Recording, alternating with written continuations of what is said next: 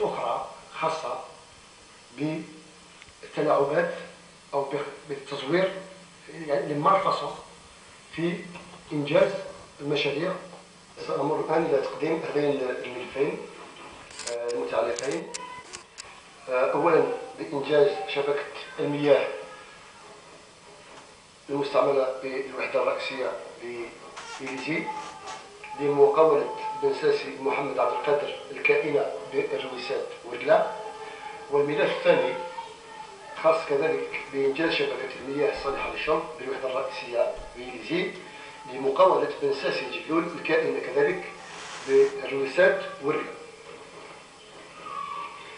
للعلم فإن هذين المشروعين استفاد بهما هؤلاء المقاولين قبل شهر أوت 98.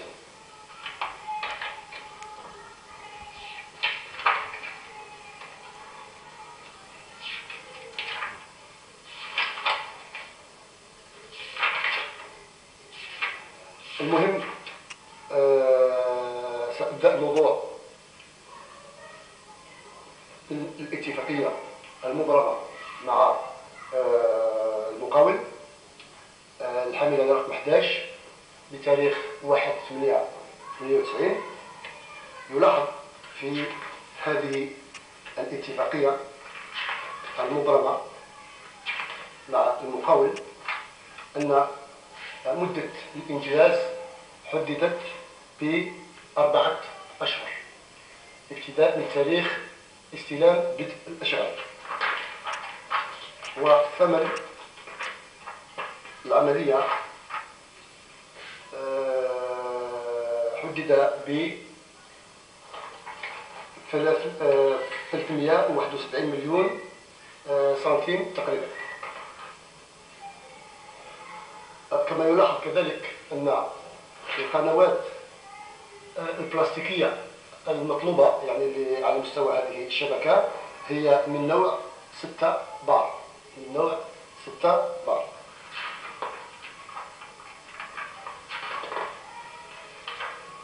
هنا يلاحظ الأمر ببدء الإشغال المسلم للمقاول بن ساسي محمد عبد القادر بتاريخ 1/8/98.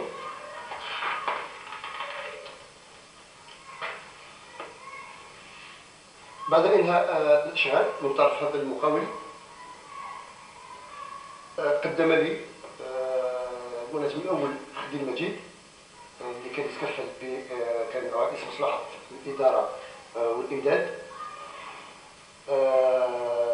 فاتورة فاتورة واحد مؤرخة ب 7 جويلية 99 خاصة بالإشغال التي تم إنجازها، ومقدرة ب 353 مليون سنتيم. 353 مليون سنتيم. بعد تقديم الملف الكامل إلى مديرية الإمداد والمنشآت بالمديرية العامة، لوحظ على مستوى المديرية العامة غلاء الإسعار المطبقة خاصة على قنوات البلاستيك المستعملة، مع العلم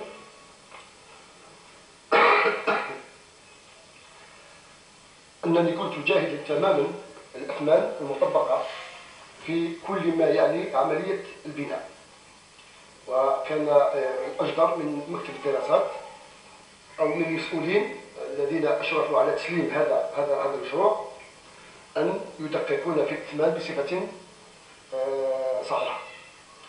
قلت بعد تسليم الملف تلقيت مكالمة هاتفية من طرف مهندس معماري بالمديرية العامة لمديرية الإمداد والمنشآت، الذي أكد لي أن الأثمان المطبقة على قنوات البلاستيك جد مرتفعة ما يستوجب إعادة النظر فيها.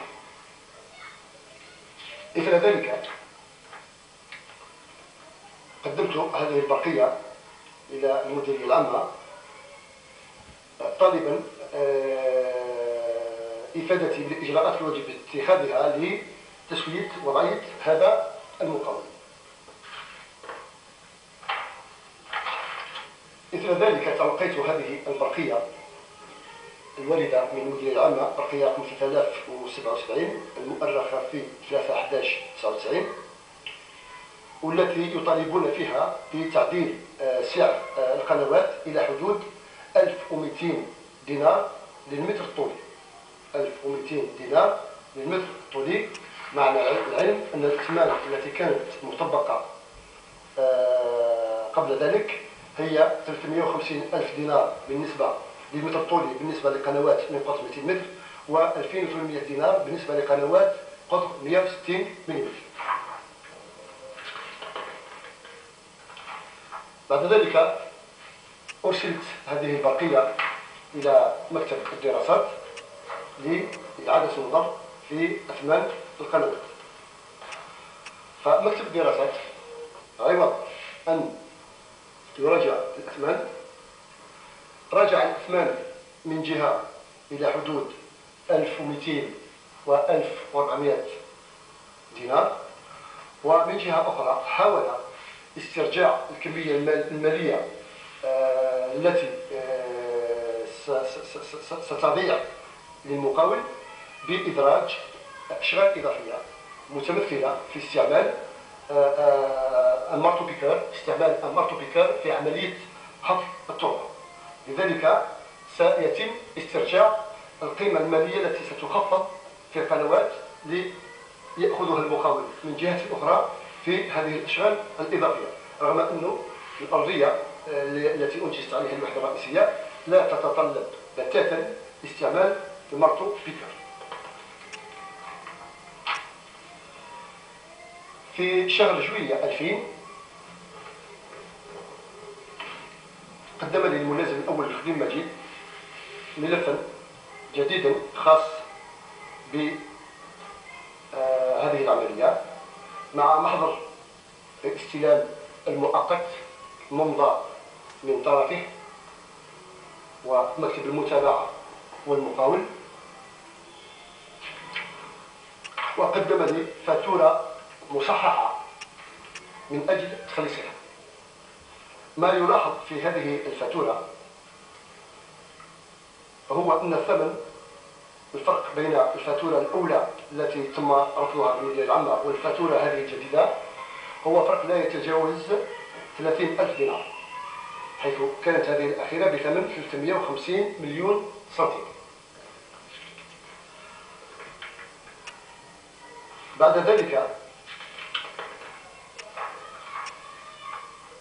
لم يقدم الملف طبعا إلى المديرية العامة، ووجهت هذه المراسلة لمكتب الدراسات أستفسر عن الأسباب التي جعلت ثمن الفاتورة لا ينخفض إلا ب30,000 دينار جزائري، رغم أهمية القنوات التي تم مراجعة ثمنها، يعني الأهمية الكمية للقنوات التي تم مراجعة ثمن تلقى أي رد من طرف مكتب الدراسات. وقد تزامن هذا مع ورود شكاوي مقدمة من طرف المقاول بن قسمي عبد القادر التي تكلمت عنها في الملف الأول، ما أجبرني على توجيه هذا الإرسال إلى المديرية العامة طالبا فريق من اختصاصيين للاطلاع على الحالة العامة للمشاريع والتأكد من عدم وجود أي تجاوز في مشروعي إنجاز الوحدة الرئيسية ومركز برج عربيس، والتي يتكفل المدرسة الديك السعيد وكتاب الدراسات بمتابعته. وبعد قدوم لجنة من المديرية العامة والقيام بزيارات إلى خاصة إلى عملية إنجاز مشروع إنجاز المياه المستعملة، لوحظ وجود تجاوزات كبيرة في عملية الإنجاز. يذكر منها على سبيل المثال أن القنوات التي استعملت في أرض الواقع ليست إلا قنوات من نوع 4 بار، مع العلم أن في الاتفاقية الأولى نوع القنوات المستعملة هي 6 بار. هذا ما يؤكد تورط مكتب الدراسات في عمليات تزوير أدت إلى ضياع. بعد ذلك طلبتني اللجنة بتوجيه إرسال إلى مديرية الري في الولاية لإفادة مهندسين للاطلاع على مدى مطابقة هذه الشبكة للشروط المعمول بها. وقد انتقل فعلا مهندسين من هذه المديرية برفقة لجنة المديرية العامة إلى عين المكان، وتأكد كذلك بما لا يدعو أي مجال للشك وجود خروقات كبيرة في كيفية إنجاز هذه الشبكة. في ذلك الوقت بالذات أو بعد بضعة أيام حاول مكتب الدراسات الهروب عن مسؤوليته وتصحيح الأخطاء التي ارتكبها، حيث أرسل إلى مصالحي هذه الاتفاقية الثانية الخاصة بنفس الموضوع والغير مرقمة والغير مؤرخة، والتي في محتواها يلاحظ أن مدة الإنجاز التي كانت في الاتفاقية الأولى محددة ب4 أشهر مرت إلى 8 أشهر، وهذا لتجنب عقوبة التأخير طبعا. وكذلك قنوات البلاستيك التي كانت في الاتفاقية الأولى محددة ب6 بار، وقد قدمت الفاتورتين السابقتين ب6 بار، أعاد تصحيحها ليضع 4 بار، وهذا محاولا تبرئة نفسه من الأخطاء التي ارتكبها.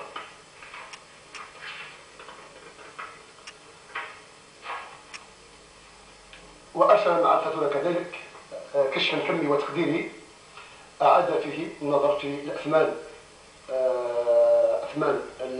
القنوات 6 بار دائما، وهذا الكشف قدر ب 259 مليون سنتيم.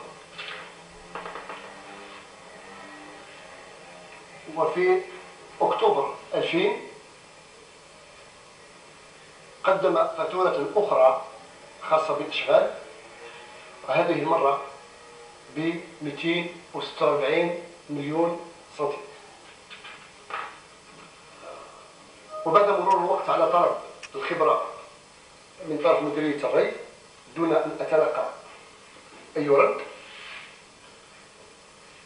راسلت للمرة الثانية هذه المديرية بهذا الإرسال رقم 1020/2000، والتي أطلب من خلال هذا الإرسال إفادتي بتقرير الخبرة الاكسبرتيز اللي قامت به مديرية الري.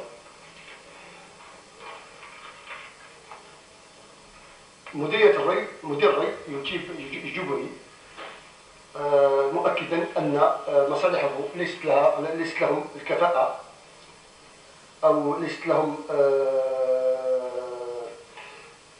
الكفاءة لإجراء هذا الخبرة، طالبا الاتصال بمكتب دراسات خاص للقيام بهذه العملية. في ذلك الوقت بلغني أن عملية تجربة وتنظيف الشبكة قام بها المقاول باستعانة بشاحنة للحماية المدنية، وذلك دون درايتي، ما يعني أن الملازم الأول خديم مجيد كان يستعمل كل الوسائل للسماح لهذا المقاول للحصول على كمية معتبرة من الأموال، خاصة وأن التجربة قد حدد ثمنها في الفواتير السابقة، حدد ثمنها بقيمة 70,000 دينار، أي 7 ملايين سنتيم تجربة الشبكة. بعد أن بلغني هذا طالبت المقاول بإعادة النظر في هذا الثمن. هو من دوره راسل مكتب الدراسات عن هذا الموضوع، لأتلقى رسالة من مكتب الدراسات والذي يستفسر عن الأسباب التي أدت إلى طلب تخفيض عملية التجربة. وكان جواب لمكتب الدراسات طالبا منه إعطاء التبريرات الموضوعية التي تجعل عملية التجربة التي قامت بها شاحنة الحماية المدنية تقدر بثمن 70,000 دينار جزائري. وطبعا لم أتلقى الجواب. عقب ذلك أعاد مكتب الدراسات مرة أخرى إعادة النظر في الفاتورة، حيث خفضها مرة أخرى إلى ما قيمته 239 مليون سنتيم. 239 مليون سنتيم، يعني الفاتورة التي كانت في البداية ب 353 مليون سنتيم وصلت إلى 239 مليون سنتيم. هذا دون الحديث عن ربما سيتطلب إعادة نظر كذلك في قنوات البلاستيك المستعملة، كونها 4 بار وليست 6 بار. كذلك يلاحظ في هذا الملف بعد دراسة دقيقة لهذا الملف، يلاحظ تزوير كبير حتى في عمليات الإمضاء للمقاول، ما يؤكد أن خلال عمليات الإنجاز أو خلال العمل على تسوية الوضعيات يؤكد أن هذا المقاول لم يكن حتى موجودا بإيليزي، بدليل أن يلاحظ إمضاءات مختلفة لنفس المقاول مع وجود خاتمين مختلفين، خاتم باللغة العربية وخاتم آخر باللغة الفرنسية. فيؤكد أن هذا المقاول من الممكن أن يكون الخاتم الثاني على مستوى إيليزي لدى أشخاص على مستوى إيليزي، ولما لا الملازم خديم مجيد كونه تربطه علاقات عائلية وطيدة مع هذا المقاول، وهناك وثائق تؤكد ذلك. الآن مثلا سنطلع على الكيفية التي تم بها إنجاز هذه الشبكة.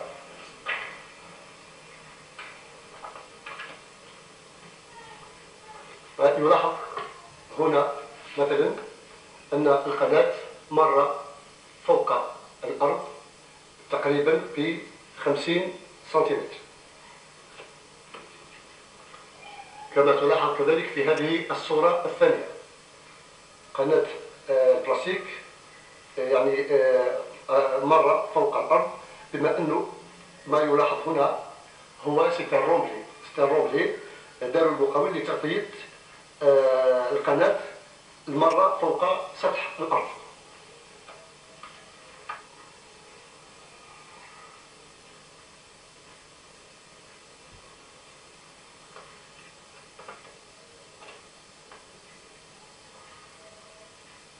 هنا يلاحظ الرومبلي بصفة واضحة،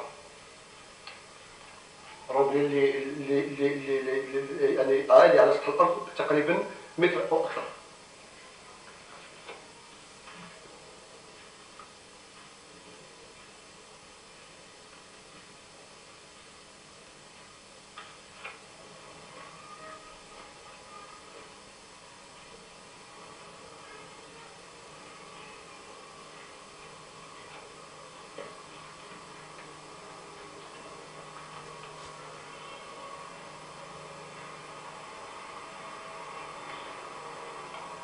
وبهذا فإنني في هذا الملف بالذات